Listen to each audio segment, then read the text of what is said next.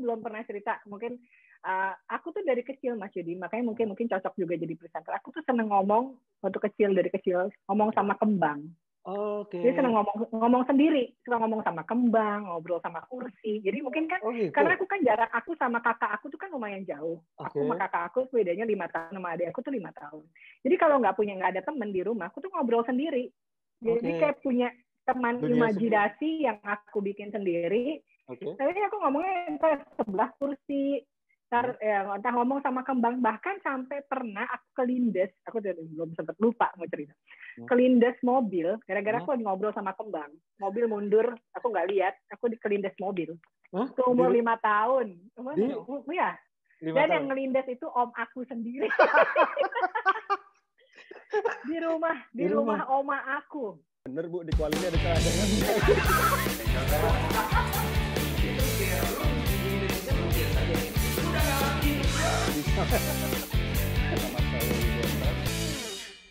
Oke, halo semuanya. Kembali lagi bersama saya, Yudi Oktav. Kali ini saya akan ngobrol-ngobrol dengan seseorang yang sangat spesial. Karena biasanya yang saya kupas, yang saya wawancara adalah semuanya laki-laki. Tapi kali ini baru pertama kali ini di Sportsmax, di Sport Magazine ada seorang perempuan, sosok yang tentu sudah tidak asing lagi buat teman-teman semuanya, khususnya di dunia olahraga, presenter, teman lama saya sudah lama sekali tidak ketemu, walaupun kita tetap komunikasi lewat WhatsApp atau sosial media, dan sudah bergabung Mbak Donna Agnesia. Halo, Donna, apa kabar? Halo, apa baik kabar? Mas Yudi, Aduh, apa kabar? baik. Udah di rumah ya? Alhamdulillah udah. Alhamdulillah udah sehat ya. Seminggu ya, berarti udah seminggu di rumah.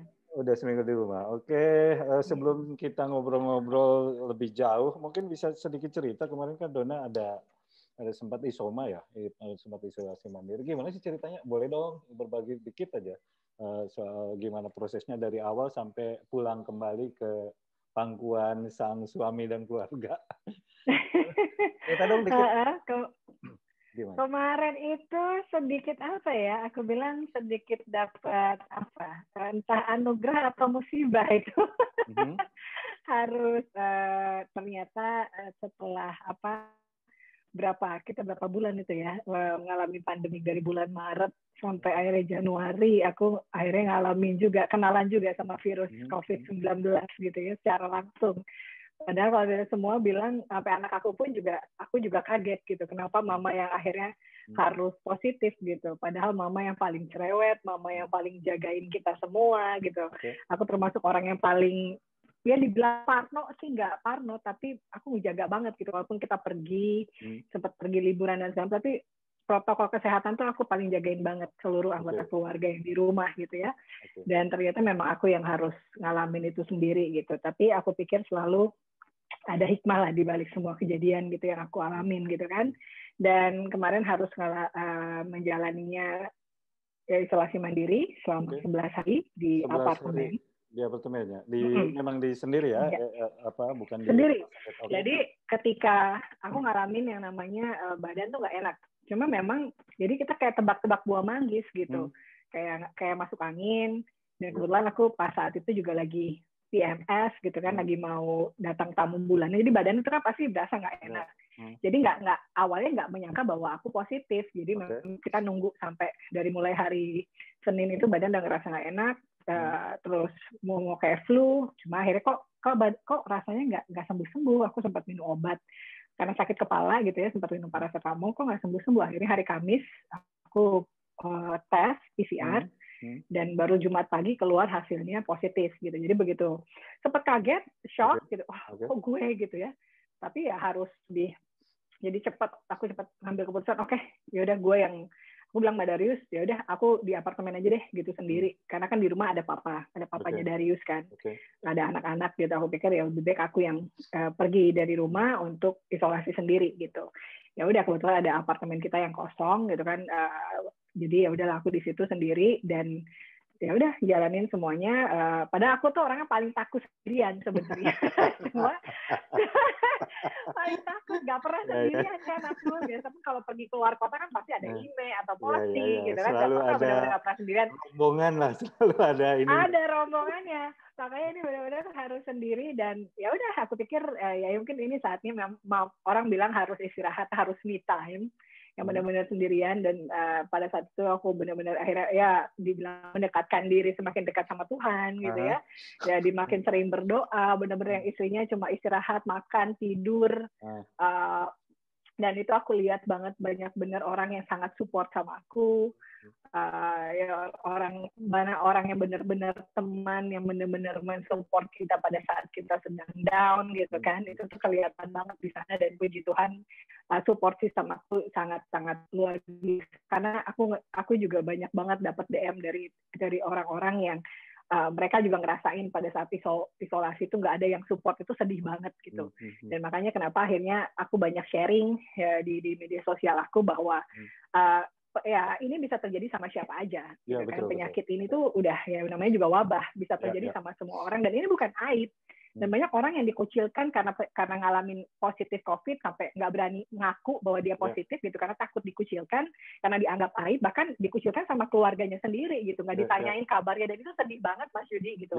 Dan makanya kenapa aku akhirnya apa istilahnya, kok orang bilang, bahkan ada yang bilang, gila lo positif tapi kayak bangga. Bukannya bangga, tapi paling enggak bahwa penyakit ini kita menjaga sedemikian rupa, tapi karena ini wabah bisa aja terjadi sama siapa aja. Dan intinya memang kalau ini menyerang imunitas kita, ya memang hati yang gembira itu memang penting. Semangat itulah yang akan, ya ini kan sebenarnya self healing kan. Ya, betul. Memang yang paling parah adalah ketika ada komorbid, penyakit-penyakit yang memang sudah kita derita sebelumnya. Tapi kalau dalam kondisi kita memang sudah terbiasa menjaga imunitas dan segala macam, ya kita akan sembuh dengan sendirinya.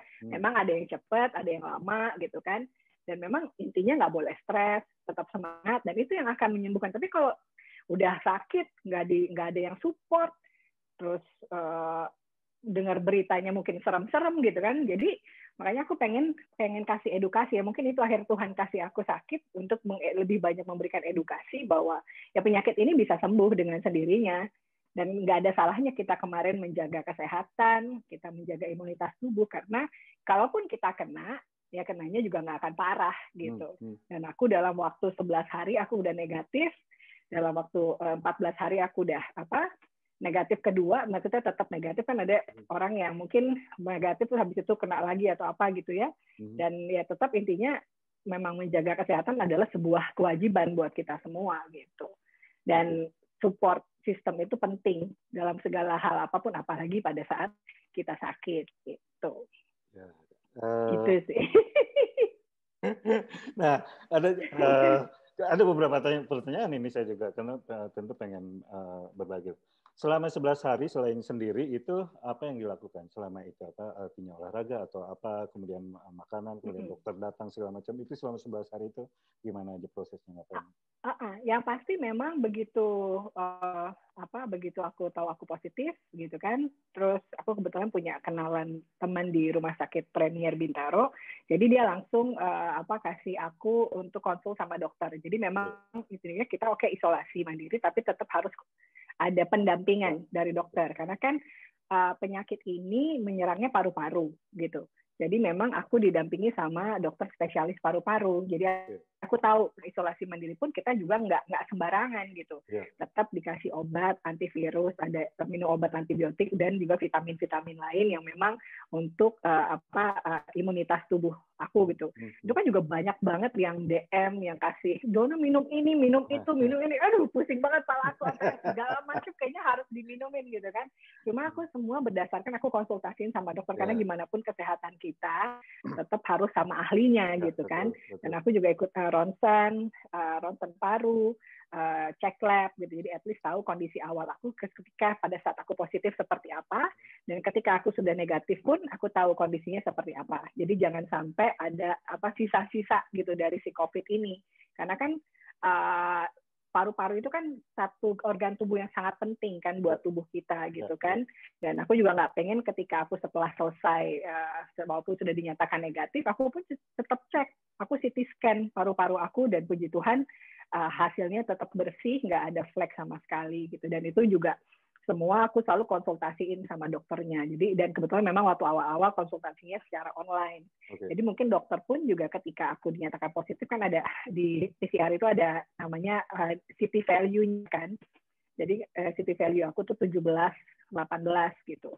Itu memang kata dokter itu virusnya sebenarnya lagi banyak-banyaknya karena dia rendah dan itu baru berarti kenanya baru.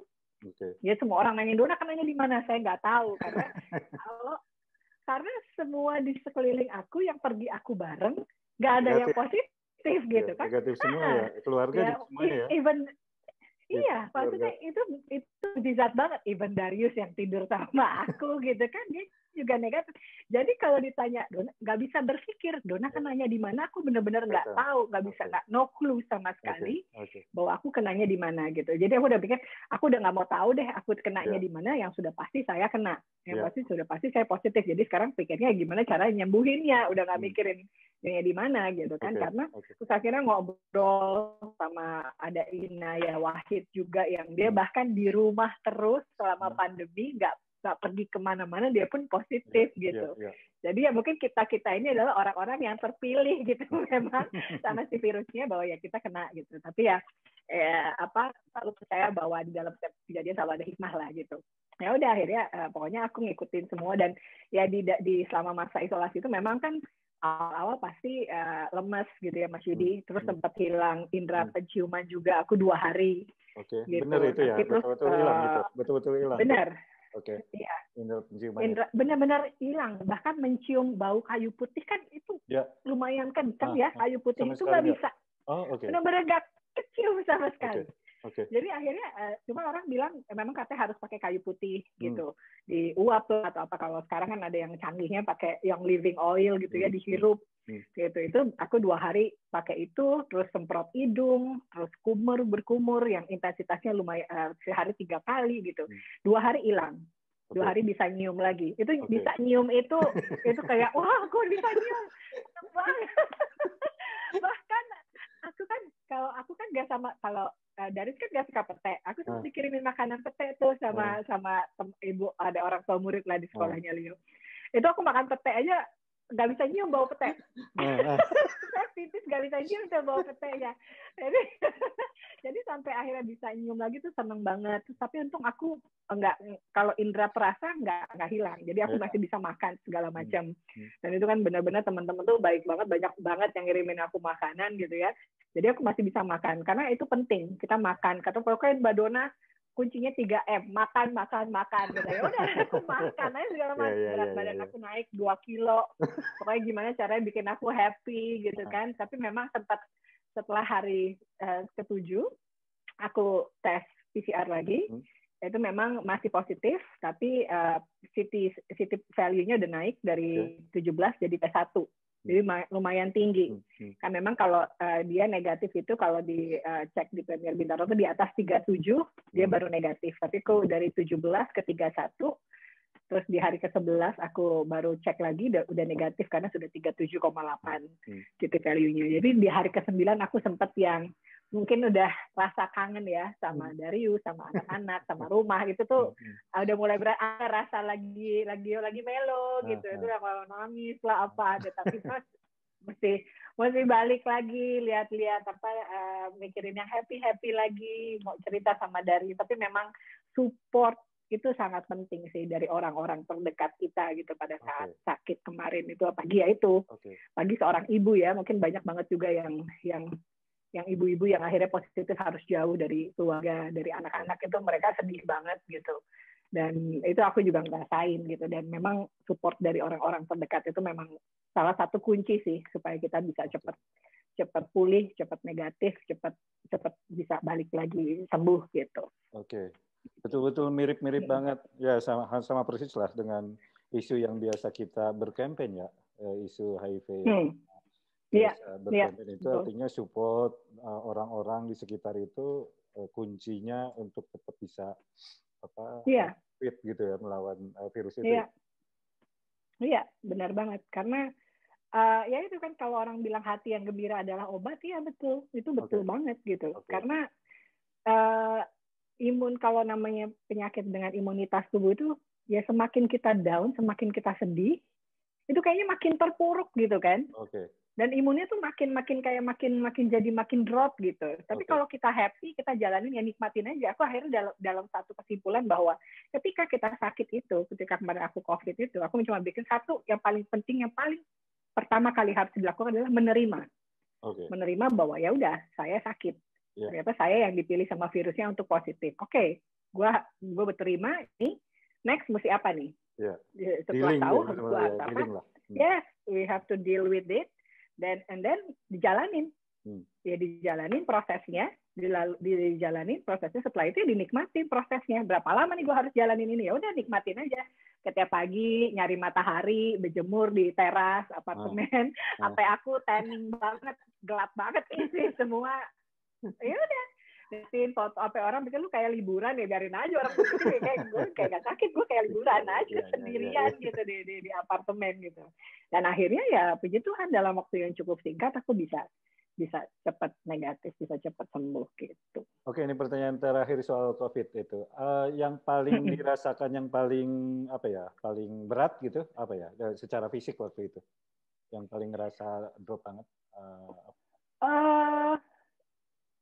Sebenarnya sih nggak ada sih kalau secara fisik aku sih, puji Tuhan gitu, karena yang aku kan gejalanya memang sangat ringan, jadi memang pilek, pusing, cuma memang yang nggak enak ya kelayangan aja gitu.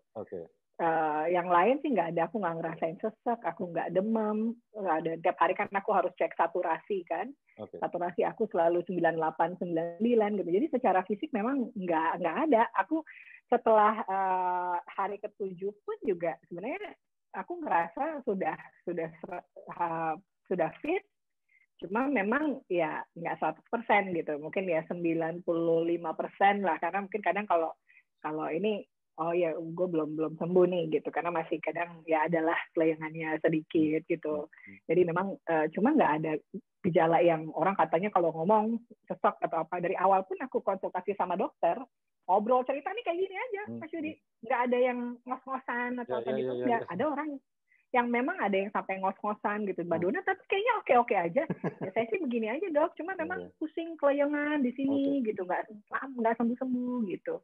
Itu doang gitu. Tapi overall sih aku secara fisik itu aku bilang nggak ada, makanya aku bersyukur bahwa selama ini aku selalu jaga kondisi fisik aku selalu olahraga gitu, aku selalu makannya juga, maksudnya ya bukan yang clean eating banget, tapi aku cukup jaga makan gitu kan, dan itu terbukti ketika pun saya kena, saya tetap dalam kondisi yang maksudnya gejalanya sangat ringan gitu.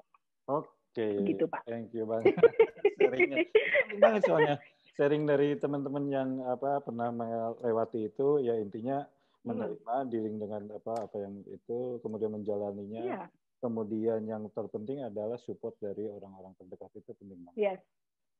Betul. Betul banget. Nah, sekarang tujuan utamanya sebetulnya kita mau ngobrol itu wawancara soal sosok Dona sendiri. Kita lupain, tinggalin soal COVID tadi. Kita kenal udah berapa lama ya Mas Yudi? Aduh, tahun berapa ya? Kita kenal tahun 2008? Siaran Trans 7 ya? Iya, setelah itulah, setelah Dona. Oh iya, terus aku bukunya Mas Yudi dong. Buku, 2008, itu 2008-2009. Iya kan? Iya benar-benar, 2008. Karena Dona 2006 itu kan Piala Dunia ya? Ya, setelah Piala Dunia kayaknya, 2007-2008. Iya. Sempat siaran bareng di SCTV itu, sempat kan, Mas Yudi kan? Ya. Di mana lagi, di beberapa ya lupa, di Trans juga. TV1 ya udah beberapa kali. TV1 ya. Mungkin sekitar 2007, berarti kita udah 14 tahun lah kenal ya. Ya, 2007. Seumur aku nikah sama Darius lah kurang lebih. Ya. Sebelum dong? Setelah nikah apa sebelum ya? Setelah lah. Iya, 2007 ya nikah ya? Setelah kayaknya. Oke. Iya, 2006 aku nikahnya. Oke, berarti udah hampir tahun kita kenal. Tapi kita nggak pernah ngobrol soal dalam soal karir Dona, wawancara atau tanya-tanya seperti ini. Aku pengen tahu dari masa kecil Dona itu gimana sih Dan dulu waktu kecil? Di Sukabumi ya? Aku itu lahir di Jakarta, kelas 4 SD pindah ke Sukabumi. Terus kuliah di Bandung, balik lagi ke Jakarta gitu. Oke, masih jauh Ah, sampai ke kuliah. Ntar dulu, aku pengen ngupas. Waktu kecil Oke. doyannya apa sih? Sukanya apa? Waktu kecil, aku tuh sebenarnya termasuk tomboy. Dulu tuh waktu Oke, kecil suka banget olahraga. Dulu tuh pengen ya. jadi atlet sebenarnya Mas Yudi. Cita-citanya jadi atlet. Suka banget dari kecil dari TK tuh suka ikut jadi atlet. Jadi waktu kecil dari TK itu suka banget ikut lomba olahraga mulai dari estafet, terus Oke. SD ikut lomba bulu tangkis, sempat ikut popda Nah kelas itu 4 pernah ya, SD. pernah ya. Cuma cuma pas mau tanding saya cacar. jadi jadi nggak sempat ikut Oh nggak tanding. ikutan. Banget udah latihan, udah segala macam. Begitu mau pertandingan popda itu di Sukabumi itu kelas Sukabumi. 4 SD, itu aku cacar, sakit Oke. cacar, jadi akhirnya nggak ikut pertandingan. Terus jadi waktu SD itu aku segala macam olahraga aku ikutin, bulu tangkis, kasti, Oke. voli gitu, basket. Jadi kalau SD itu pernah ikut tanding voli Hah? kelas 4, kelas 5, kelas 6, juara kita. Hah? Mulai SMP, mulai basket, dan aku selalu jadi kapten dulu. Wih. Ya mungkin Karena secara postur posturnya, dulu postur agak tinggi gitu menonjol, kan, dan aku cantik dari dulu kecil. tuh Gitu. aduh, kurus tinggi gitu Iya, kan, iya. terus dan tomboy banget dulu, aku tuh memang Oke, tomboy. Dan oke. dari dulu memang suka termasuk suka semua olahraga, nonton pertandingan Hmm. olahraga tuh semua, termasuk bola. Dulu Nonton. aku tuh bisa gelar kasur itu, nonton Euro. Makanya ingat banget momennya adalah Euro tahun 88, Belanda Oke. juara. Hah? Itu makanya aku jatuh cinta banget sama tim oranye gitu kan, ingat Sejak banget itu, Rio Belanda. 88 itu. Sejak itu Oke. ya. Terus, Terus terus. ikut nonton tinju, bahkan aku pas Mike Tyson kalah itu nangis. pokoknya pokoknya semua olimpiade, semua nonton, atletik, renang, apa semua aku nonton, F1, MotoGP itu semua nonton. Dari Jadi karena kecil. papaku suka dari kecil, papaku tuh Oke. suka banget olahraga, dan di rumah Oke. mungkin anaknya 3 perempuan semua kan. Jadi mungkin yang niru, yang ikut suka nonton sama papaku tuh aku doang gitu. Oke. Kakakku enggak, adik aku enggak gitu. Jadi dari dulu, makanya dulu tuh sempat ada cita-cita pengen jadi atlet bulu tangkis. Aku ngefans banget sama Mbak Susi Susanti. Oke. Nggak boleh, aku udah pengen cita-cita mau sekolah di Cipayung dulu Ah, bahkan gitu, cuma nggak boleh sama ah. papa aku. Ya udah, akhirnya SMP mulai ikut lomba-lomba modeling. Oke. Jadi mungkin biar nggak terlalu laki banget gitu Ah, kan ya, ah, ah. biar jadi agak perempuan sedikit. Sebentar, Akhirnya sama sebentar. mamaku Sebelum juga. ke SMP, sebelum ke model Ah, itu. ah, ah. Waktu zaman itu dunia olahraga. Ini kalau sama presenter gini ngomong terus ya, nggak usah ditanya terus. Biasanya aku tanya gitu. Sekarang biarin satu pertanyaan terus panjang, nggak apa-apa.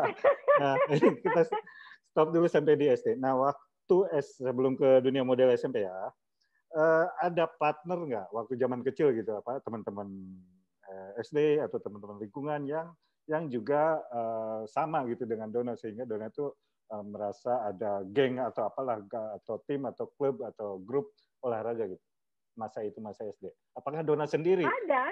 ada? Ada. Kalau bulu tangkis dulu ada Siska, dulu tuh sama-sama main bulu tangkis gitu. Dulu Teman aku SD ingat ada itu, guru teman temen SD. SD, tapi Iya. udah di Sukabumi.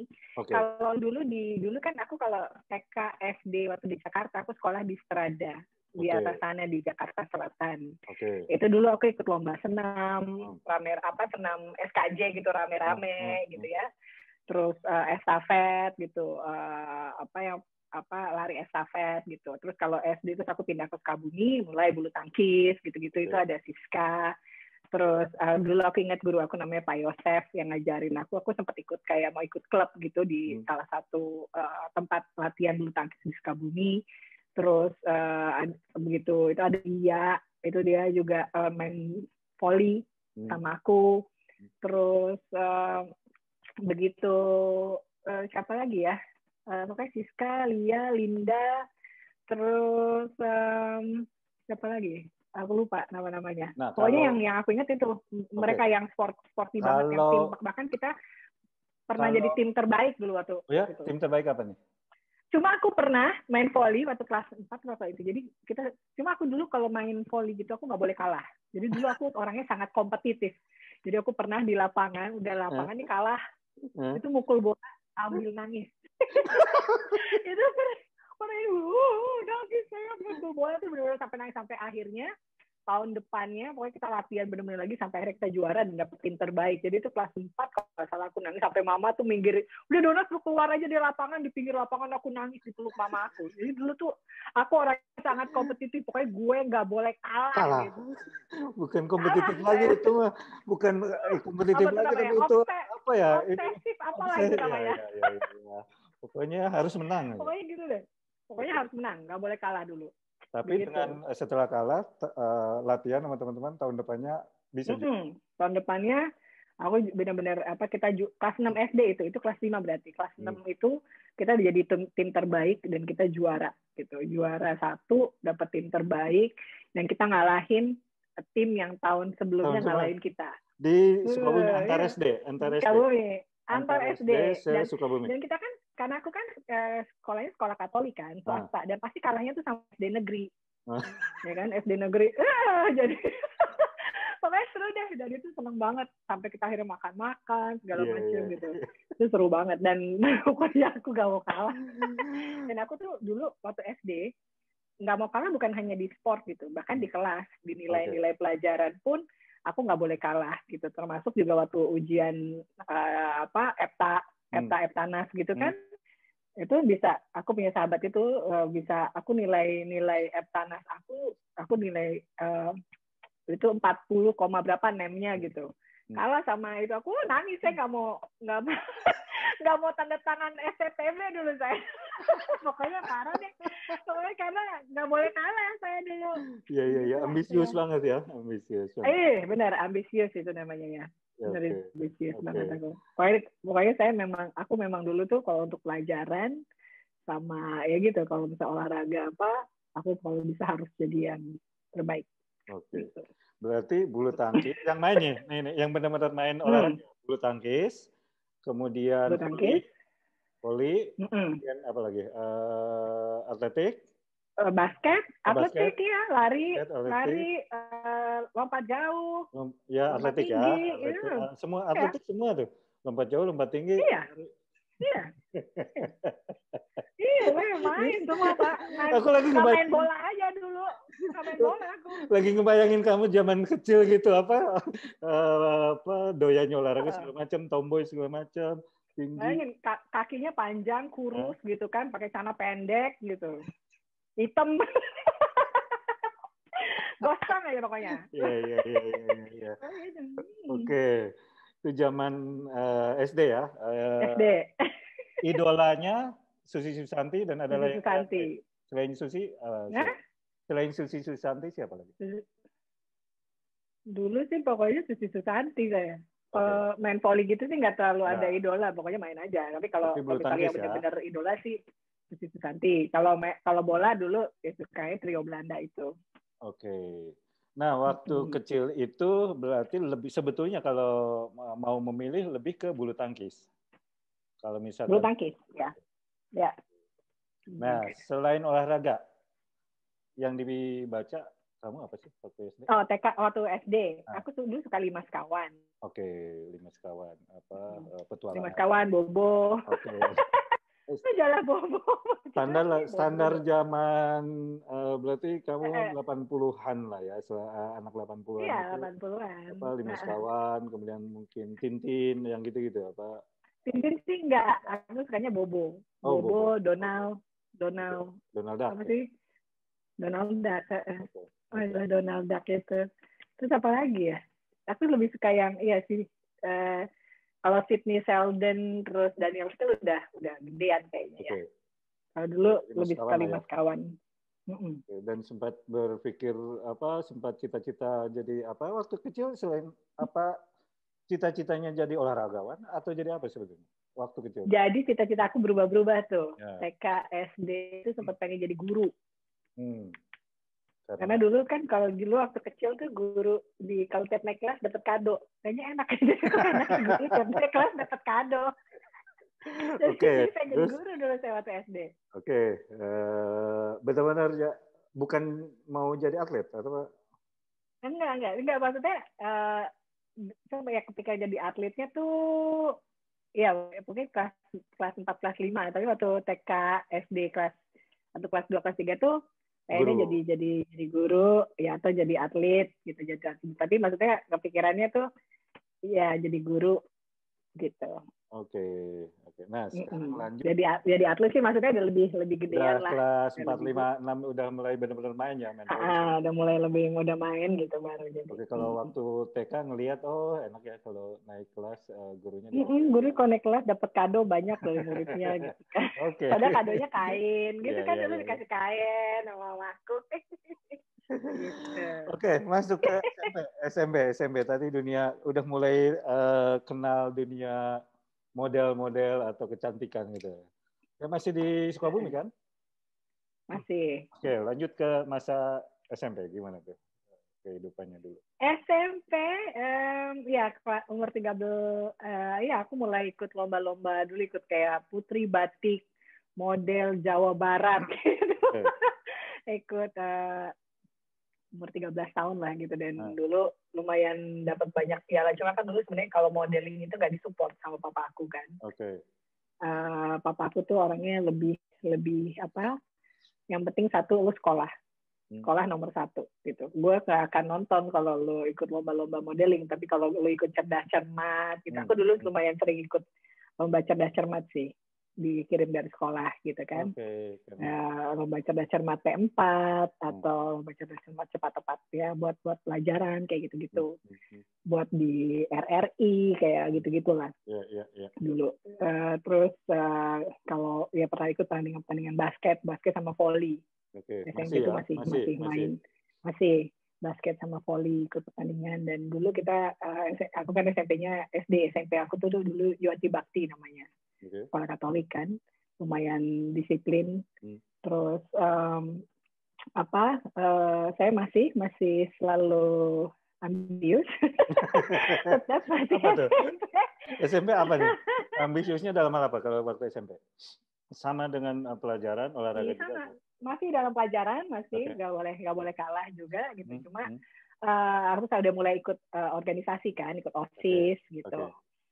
Dan aku OSISnya juga di bidang olahraga gitu. Dan memang olahraga itu dari kecil udah lekat banget sih sama aku. Cuma SMP tuh udah nggak main bulu tangkis, lebih ke basket. Lebih suka basket gitu. Terus jadi memang aku dari kecil tuh seni sama olahraga tuh lumayan banyak kegiatan yang aku ikutin gitu. SMP ikut Poka Group. Ekstrakurikulernya. Dari ekstrakurikuler. Ya.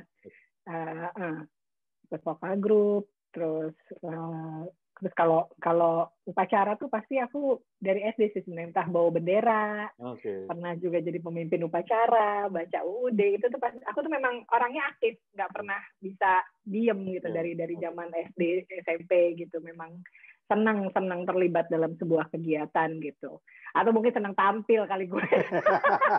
Dari kecil ya senang tampil kayaknya ya. Jadi memang. Dan aku belum pernah cerita, mungkin aku tuh dari kecil Mas Yudi, makanya mungkin cocok juga jadi presenter. Aku tuh seneng ngomong waktu kecil, dari kecil ngomong sama kembang. Jadi seneng ngomong sendiri, suka ngomong sama kembang, ngobrol sama kursi. Jadi mungkin kan karena aku kan jarak aku sama kakak aku tuh kan lumayan jauh. Aku sama kakak aku bedanya 5 tahun, sama adik aku tuh 5 tahun. Jadi kalau nggak ada teman di rumah, aku tuh ngobrol sendiri. Jadi kayak punya teman imajinasi yang aku bikin sendiri. Tapi aku ngomongnya sebelah kursi, entah ngomong sama kembang, bahkan sampai pernah aku kelindes, aku belum sempat lupa mau cerita, kelindes mobil, gara-gara aku ngobrol sama kembang, mobil mundur, aku nggak lihat, aku kelindes mobil, itu umur 5 tahun, ya, dan yang ngelindes itu om aku sendiri, di rumah oma aku, di rumah oma aku. Jadi mama aku lagi hamil Sabrina, hamil adik aku. Aku lagi duduk di teras di bawah di teras rumah oma. Aku ngeliat oma aku mundur. Tiba-tiba ada ibu-ibu yang teriak, itu anak siapa di bawah mobil? Jadi aku keseret mobil. Lalu dibawa ke rumah sakit Pertamina. Perut aku habis gitu sampai bajunya bolong. Tapi untung nggak kelindes sih. Keseret. Kalau kelindes mah mungkin saya udah almar, untung bannya radial. Jadi keseret. Jadi aku di bawah ini ban, ini keseret ini nih. Kalau itu aku dikelindes mungkin udah almarhum kali ya. Ya iyalah orang kecil saya. Gara-gara ngobrol sama kembang, ya Allah. Iya benar itu saya. Masih ingat? Saya memang nggak yang diobrolin sama kembangnya itu apa? Ya, ya nggak ingat yang diobrolin apa. Tapi memang suka aku ingat banget kalau aku lagi ngobrol itu. Aku ntar jadi gurunya. Aku pokoknya selalu ada namanya, ada Mira, ada Rina. Kalau cowoknya ada Rudi, itu pasti ada nama itu yang aku ingat. Ada Herman, itu deh pokoknya. Ntar gue juga jadi Rina, ntar gue jadi Mira. Oh, ini gitu. ada ngobrolan, jadi berteman. Nanti ada yang pacaran, gitu. Begitulah kehaluan saya dulu ya. Dan itu sampai SMA, sampai kuliah aku lupa deh. Masih nggak tuh ya begitu ngobrol sendiri gitu. Oke, ngobrol sendiri. Jadi menciptakan teman-teman saya sendiri. Oke. Menarik. Belum pernah diceritain, Pak? Belum pernah, kayaknya belum aku ceritain. Jadi kamu ada dunia sendiri ya? Kamu punya dunia sendiri gitu? Iya, kadang orang kalau sendirian kan macam-macam kan. Ada yang mungkin gambar, ada yang apa. Terus suka ngobrol sendiri. Terus kamu ngobrol terus kamunya yang ngebales omongan kamu sendiri atau kamu? Saya sendiri. Jadi kamu berperan jadi apapun gitu? Iya. Oke. Iya. Jadi ibu gurunya. Jadi kalau kadang kan juga bisa main sama orang-orangan gitu. Kan zaman dulu kan ada boneka kertas gitu. Ya kadang kalau nggak ada boneka kertas ya sama kursi sama apa gitu, main di kamar sendiri aja. Gitu. Jadi makanya ngobrol di kaca sama kamera udah biasa. Udah biasa banget ya. Oke. Biasa halu ya. Ya teman-teman Spotmatch, ini sisi lain dari seorang Donna Agnesia, ternyata ini baru diceritain juga, belum pernah diceritakan katanya, seorang kehaluan Donna di masa kecil. Pantesan kalau ngomong tuh nyerocos terus nggak berhenti, karena sudah terbiasa ngomong dari zaman kecil. Oke, tadi kita lagi bahas di zaman SMP udah mulai model. Dan kayaknya selain olahraga kamu tuh ikut model-modelan, kemudian cerdas mas, semua bidang atau semua kegiatan kayaknya kamu ikutin kan, orangnya aktif banget gitu. Nah, zaman SMP udah mulai menang-menang segala macam di dunia model itu ya? Iya. Model apa nih? Model catwalk atau foto atau apa? Catwalk. Dulu aku sebenarnya sempat pengen ikut kayak cover girl gitu, cuma dulu nggak pede aja gitu. Aku ngerasa dulu aku nggak cantik gitu, jadi nggak pede aja foto gitu. Dulu kan gigi itu nggak bagus kan, dulu belum pakai behel gitu, jadi giginya berantakan. Jadi kalau foto tuh nggak berani, dan dulu aku tuh paling nggak bisa difoto sebenarnya. Jadi kalau mau difoto tuh pasti merem. Jadi kalau mau foto itu 1, 2, 3 deh, jadi 1, 2, 3 tuh udah melotot. Jadi hasilnya pasti melotot. Kalau foto keluarga pun jadi hasilnya gini melotot. Makanya aku nggak mau kirim itu jadi sampul apa. Kirim tuh fotonya karena hasilnya nggak ada yang bagus gitu. Jadi ya udahlah saya ikut model catwalk aja gitu. Karena tinggi juga ya. Kamu tinggi ya? Hitungannya tinggi, terus kurus kan, badan aku tuh kurus gitu. Jadi ya udahlah, terus ada sebuah salon di Sukabumi namanya Salon Dadan, ada Kang Dadan yang bantuin suka ngumpulin anak-anak muda di Sukabumi untuk kalau mau jadi model, dia yang bikinin bajunya, dia yang make upin gitu. Dia mungkin lihat aku mungkin ada potensi lah untuk jadi model gitu kan. Ya udahlah dibikin lomba apa segala macam. Jadi kan ada piala wali kota lah, top model Sukabumi gitu. Dulu aku ikutnya masih remaja. Ada yang nanti kategori dewasa apa. Dulu sama kakak aku gitu. Oh, kakak juga ikutan? Akhirnya kakak ikutan. Nah, dulu adik aku ikut yang anak-anak gitu. Jadi kita ikut bertiga nih. Nah, barengan gitu. Ya udah, jadi dulu awalnya kakak aku dulu malah, terus aku diikutin, malah aku yang menang. Jadi akhirnya keterusan lah sama Kang Dadan ini di pusat ke Cianjur, ke Bandung, ke Jakarta, ikut putri batik tingkat nasional lah apa, dan biasanya menang gitu. Lebih sering banget aku menang gitu. Jadi akhirnya mamaku tuh support sekali gitu. Bahkan dulu papaku nggak boleh gitu, aku tuh sampai ngumpet-ngumpet gitu. Bahkan papaku itu kan orang yang polisi ya, Pak? pulangnya seminggu sekali. Papaku polisi. Nah, itu Pak, perlu di-mention dulu deh. Galak. Perlu di-mention dulu, papanya itu polisi. Papaku polisi, galak banget. Tapi kan kerjanya di Jakarta, jadi pulang ke Sukabumi itu seminggu sekali. Dan kalau pulang itu papaku tuh cuma datang, paling duduknya ada di kursi singgasananya dia di depan TV gitu. Jadi jarang ngecek banget kita di kamar, jarang banget ngecek anak-anaknya ke kamar. Jadi aku tuh bisa bilang aku ada kegiatan OSIS, padahal aku ada di kamar, terus atau aku pergi show model. Atau aku ikut lomba model gitu, dan papaku nggak tahu. Aduh. Kadang papaku nggak tahu, tapi mama aku yang nutupin semuanya lah pokoknya gitu. Jadi tapi sekali waktu pernah ketahuan, aku ada show di salah satu klub di Sukabumi pas malam tahun baru, dan papaku pulang. Wow, itu abis dimarahin saya. Habis dia cuma bilang, papa nggak peduli, papa nggak mau tahu. Itu kalau pelunti pialanya papa buangin katanya. Papa nggak mau. Pokoknya kalau papa cuma mau tahu kamu sekolah, nggak mau tahu kalau untuk urusan model-model gitu. Jadi dia sama sekali nggak support, nggak suka. Gitu ya udah. Akhirnya jadi kalau itu mama aku lah yang jadi bempernya, mama aku yang selalu nutupin, bahkan nemenin aku sampai show ke Bandung, kemana tuh mama. Karena dulu mama aku pengen jadi model juga. Cuma nggak kesampaian. Kesampaiannya sama anaknya yang dijagain. Jadi dia sangat support gitu. Itu ya. SMP, SMA berarti sampai SMP, SMA. Iya, betul. Hampir sama ya berarti. Jadi, kurang lebih kehidupan atau pergaulan Donna itu SMP, SMA itu hampir sama gitu ya. Dunia model. Hampir sama kan, karena ya teman-temannya juga hampir sama gitu, karena dan sama-sama di Sukabumi gitu kan. Cuma di SMA aku jadi ketua OSIS. Waktu itu sempat jadi ketua OSIS. Iya. Gaya banget kan. Galak ya? Enggak, saya baik. Oke, terus. Coba seru aja gitu jadi ketua OSIS. Kadang kan kalau misalnya itu ada kegiatan OSIS, terus suka rapat, suka apa, itu suka dipakai sama sahabat. Aku punya sahabat namanya Denti.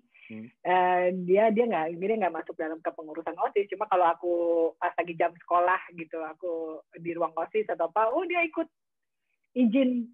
Dan suka padahal maksudnya nggak masuk kelas, tapi ikut. Izin nggak masuk kelas, izin keluar kelas lah, pokoknya nggak ikut pelajaran, ikut di ruang OSIS atau apa kayak gitu. Kan pengurus. Tapi seru sih. Tapi maksudnya itu SMA pun juga masa-masa yang menyenangkan juga lah gitu. Olahraga masih? Anak soft masih dong, basket masih. Dulu pokoknya sampai kuliah tuh basket masih. Pokoknya dulu terkenal karena basket lah saya. Sama model dan basket lebih terkenalnya? Kalau kuliah lebih terkenal karena basket. Oh, kuliah. Jadi karena kan tiap tahun di Unpad itu kan selalu ada pertandingan basket tahunan di Natalis itu kan. Iya. Nah, itu kan semua fakultas, dan aku kan di fakultas hukum. Ya? Antar fakultas ya. Fakultas hukum Unpad itu, hukum itu hampir setiap tahun juara ceweknya. Kalau cowok kan biasanya karena ada Donna. Karena ada Donna. Karena memang kebetulan timnya kuat lah gitu, hukum. Terus jadi di Unpad itu dari SMA kemudian ke Bandung kuliah Unpad ngambil hukum. Iya, jadi sebenarnya waktu pas habis kuliah SMA itu kan aku ngambil sebenarnya daftar cuma 2, satu UMPTN, Unpad hukum, sama HI-UI sebenarnya, tapi keterimanya di hukum Unpad. Terus aku sama ngambil Unpar, HI Unpar gitu. Terus keterima sebenarnya HI Unpar, cuma sama papa aku suruh pilih salah satu, mau yang mana gitu kan. Akhirnya ya udah, papaku bilang. Kalau misalkan papa nggak bilang gitu, kamu mau ambil dua-duanya? Ya kalau bapak saya mau biayain saya dua-duanya ya boleh aja. Jadi sebetulnya punya ambisi, keinginan itu sebetulnya kamu ngambil dua-duanya atau gimana waktu kalau? Aku sebenarnya dulu waktu SMA tuh pengen jadi diplomat. Makanya kenapa pengennya ngambilnya HI, ya kan, hubungan internasional, ya kan. Tapi kan ngambilnya HI-nya gaya banget kan, HI-nya UI. Which is sebenarnya susah banget gitu keterimanya karena kuotanya cuma sedikit. Cuma aku pikir kenapa aku ngambil pilihan keduanya hukum, karena kan ada hukum internasional, bisa ngambil jurusannya. Gitu. Tapi akhirnya juga karena susah, jadi aku ngambil juga hukum ekonomi. Jurusannya. Cuma terus HI-nya, Unparnya juga keterima. Cuma terus papaku suruh pilih salah satu, dan akhirnya waktu awal aku ngambil hukum Unpar, papaku ngapain ngambil hukum, begini. Padahal dia polisi ya, anaknya suruh ngambil hukum nggak boleh gitu. Nah, terus pas aku keterima di HI Unpar sama hukum Unpad, akhirnya disuruh pilih hukum Unpad. Aku bilang ya, dia pilihnya suruh mengambil yang murah. Hukum kan UMPTN murah banget. Sementara yang ini UMPTN dulu zaman aku kuliah mungkin 5 juta itu 5 tahun kuliah selesai. Sekarang kalau pas masuk Unpar itu 7,5 juta uang masuk pertamanya gitu kan. Jadi aku bilang ya dia suruh ngambil yang murah gitu kan. Tapi maksudnya pasti bangga lah zaman aku kuliah waktu pertama kali mau masuk dapat terima UMPTN, namanya masuk di koran tuh bangga banget ya kan. Aku bilang ya udah, aku ngambil salah satu, temen aku ada yang ngambil dua-duanya. Cuma ya udah aku bilang ya udah nggak apa-apa, aku di Unpad aja gitu. Ya udah akhirnya kuliah lah di Bandung, aku 4,5 tahun selesai. Dan itu benar-benar waktu kuliah aku berhenti modelingnya, berhenti gitu. Dia benar-benar fokus kuliah dan basket waktu itu. Jadi waktu kuliah benar-benar model enggak sama sekali. Enggak. Jadi benar-benar sama kuliah dan main basket, tapi ikut tim UBU, unit bola basket Unpad. Itu sampai ikut tanding bola sampai ke Surabaya, ke Jakarta gitu. Mewakili Unpad ya. Maksudnya benar-benar mewakili Unpad. Model sama sekali sampai akhirnya Enggak, menjelang udah mau selesai, kan udah lebih, kuliahnya udah sedikit, udah tinggal nyusun skripsi gitu, aku mulai ikut modeling lagi, masih ikut casting, ikut casting iklan, terus sempat main basket, main sinetron, nah sempat casting di SCTV buat Liga Italia, waktu itu buat highlight. Itu masih kuliah ya? Mau kelar, mau selesai sekolah? Itu 2002. Kalau nggak salah. Kamu lulus tahun berapa? Lulus tahun? Aku lulus itu 2002. 2002. Aku wisuda itu aku itu ujian itu November 2001 sidangnya. Aku lulus itu aku wisuda itu Februari, kalau nggak salah Februari 2002. Aku casting itu kalau nggak salah pokoknya 2002 sih. Casting di SCTV tapi nggak langsung diterima. Dan diterimanya itu 2003 Januari. Jadi maksudnya itu udah dari 2001 tuh aku udah mulai main sinetron. Jadi pas lagi proses. Udah. Dulu sempat main sinetron Gerhana. Main sinetron Gerhana 4 episode yang dibayar 150.000 satu episode, syutingnya 1 episode 3 hari gitu. Terus aku pernah dulu ikut Gebiar BCA, show Gebiar BCA gitu, dibayar 125.000. Aku pernah show di Bandung dulu dibayar 25.000. Itu apa model show yang model. Yang model. Model gitu. Terus show di fashion cafe dibayar 75.000 gitu kan pernah zaman dulu. Tapi zaman udah kuliah udah hampir selesai ya itu. Iya, jadi benar-benar udah tinggal semester akhir lah gitu, udah tinggal semester akhir. Jadi kuliahnya pun juga udah nggak banyak kan. Terus udah tinggal nyusun skripsi kayak gitu-gitu kan. Paling juga ke Bandung cuma buat ketemu sama dosen pembimbing doang kayak gitu-gitu sih. Maksudnya ke Bandung berarti kamu posisi di mana? Di Sukabumi apa Jakarta? Aku itu udah lebih banyak di Jakarta. Di Jakarta, Tapi aku pas kuliah tuh kan ngalamin tuh yang waktu zaman 97-98. Ya. Ya kan, karena kan aku kuliah kan masa-masa demo-demo itu lah. Apa namanya tuh? Ya, demo-demo reformasi itu. 98 ya, reformasi 98 tuh aku bayangin baru masuk kuliah kan. Aku kan kuliah 97. Jadi tapi itu aku lebih sering memang weekend itu pulang. Jadi dulu tuh bawa mobil, dulu sempat dikasih mobil sama. Jadi kuliah tuh banyak banget ceritanya. Bawa dikasih mobil sama papaku hilang di kosan. Oh ya? Iya. dikasih kijang kotak, zaman kijang belum kijang kapsul, masih kijang yang kotak. Hilang di kosan.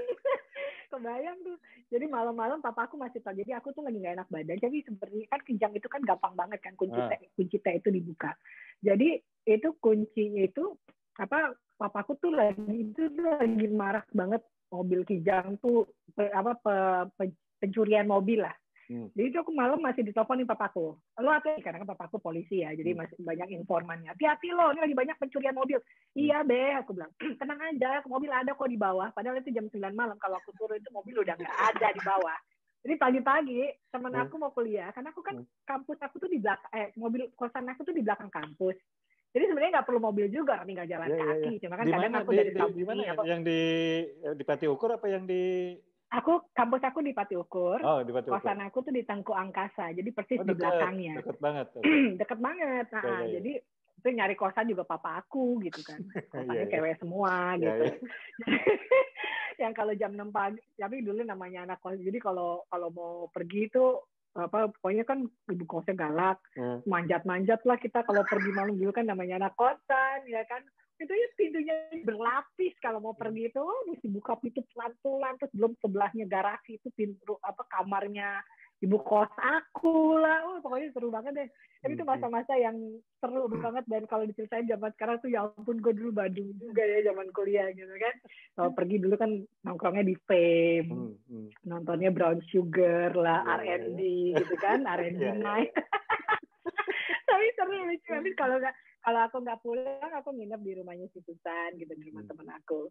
Cuma jarang, biasanya lebih banyak weekend aku pulang biasanya. Nah itu memang pas aku lagi nggak enak badan. Terus ya itu pagi-pagi temen aku nelfon aku, jadi dia mau ke kampus, dia lewat kosan aku, dia lihat mobil nggak ada, jadi dia pikir aku udah ke kampus kan. Pergi. Okay. Jadi dia ke kampus, dia nelfon, Dok, lo di mana katanya? Gue masih di kosan, kok mobil nggak ada? Ada di depan. Nggak ada, Dok, katanya. Nggak ada, ini kuncinya ada sama gue. Nggak ada, ya udah aku turun lah, bener mobilnya nggak ada, itu aku lemes langsung. Bokap gue baru nanya semalam, katanya mobil hati-hati hilang nih, gimana gue ngomongnya gitu kan. Udah akhirnya aku telepon papa aku, Be, mobil nggak ada. Aku bilang dijemput, aku langsung. Saat itu juga dijemput, suruh pulang ke Sukabumi, terus dibilangin, udah lu berhenti aja, katanya, sekarang berhenti kuliah. Katanya lu jualan lotek aja, katanya suruh, kata temen, iya lu suruh jualan lotek, lu suruh buat biar beli kijang lagi. Aduh, ampun banget deh itu. Jadi akhirnya itu, setelah itu nggak dikasih mobil lagi. Berapa lama aku pulang pergi Sukabumi naik bis. Ada namanya bis Sangkuriang. Nggak pakai AC. Ampun dah gue. Tapi ya itu ngerasain lah. Zaman dulu ya, perjuangan saya. Ya, tapi ya seru juga gitu. Tiap minggu bolak-balik Sukabumi, Bandung sempat pakai bis. Pakai bis, ya kan. Kalau itu naik angkot dulu sampai ke Lewi Panjang. Mas Yudi orang Bandung kan? Iya. Iya kan? Saya bayangin dari Dago, dari Tengkasa jalan dulu sampai ke Boromeus, dari Boromeus naik angkot sampai ke Lewi Panjang, dari Lewi Panjang baru naik bis sampai ke Sukabumi gitu. Habis itu naik angkot lagi sampai ke rumah saya. Aku sama Darius punya cita-cita untuk bisa nyekolahin anak-anak di luar negeri. Terutama Leo sama Diego, untuk bisa mereka sekolah bola di Eropa. Sekolah bola di Eropa, ya. Oke. Ya, harusnya kan Juni kemarin, tahun lalu, Leo itu berangkat ke Belanda. Harusnya, sekolah. Karena COVID. Karena COVID, akhirnya batal. Dan kita lagi berusaha tahun ini, karena Diego kan juga lulus SD, jadi aku sama Darius lagi cari cara, dan juga lagi cari sekolahnya. Entah itu akademi sepak bola, atau ya sekolah reguler, terus di negara atau kota yang memang ada klub bola gitu, untuk mereka bisa sekolah di sana gitu. Jadi karena dua anak ini memang cita-citanya pengen jadi pemain bola kan. Memang ini yang mau katanya. Memang bukan hanya keinginan orang tuanya kan. Maksudnya anaknya juga ini memang keinginannya jadi pemain bola. Oke, lanjut. Iya, bahkan kemarin udah sempat ngobrol sama Darius, kalaupun aku harus pindah untuk supaya tujuan anak-anak itu bisa tercapai, Siap. ya saya pindah. Ya. Karena itu pasti harus untuk anak-anak kecil ya. Nggak mungkin orang tuanya nggak ada gitu kalau di Eropa ya. Ya. Salah satu persyaratan kalau mau sekolah. Entah kalau misalnya, kecuali boarding school ya. Kalau boarding kan orang tuanya nggak perlu pindah. Ya, betul. Tapi kalau misalnya sekolah reguler, karena kemarin ngobrol sama Darius ya, kamu siap nggak? Ya harus ninggalin semuanya gitu. Ya aku bilang ya mau siapa lagi yang harus berkorban. Ya Darius nggak mungkin. Dia kan usahanya, kerjaannya semua di sini. Oke, artinya Dona sama Darius tuh udah sampai tahap memutuskan Dona mau pindah kalau itu karena pasti harus ada orang tua. Oke.